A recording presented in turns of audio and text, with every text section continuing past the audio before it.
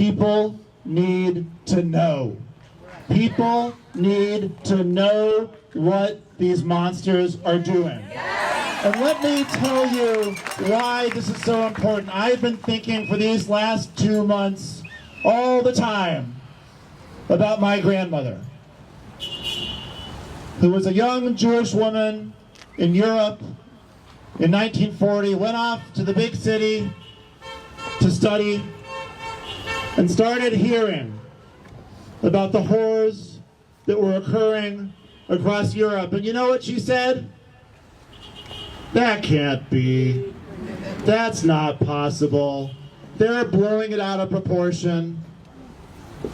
And by the time she knew the truth, it was too late to move. It was too late to protect herself, and she and her siblings and her parents were put on a cattle car. And the day they got off that cattle car was the last day her parents lived. And so we in Evanston are on fire.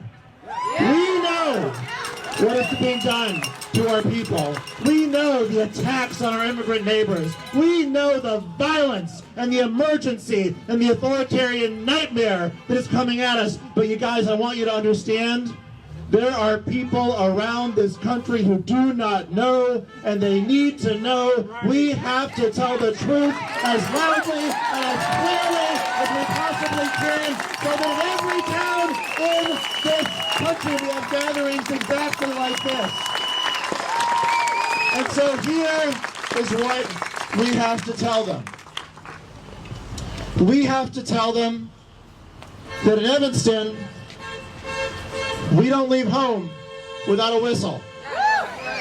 We have to tell them that in Evanston, when we hear a helicopter, we tense up and then we text all of our neighbors.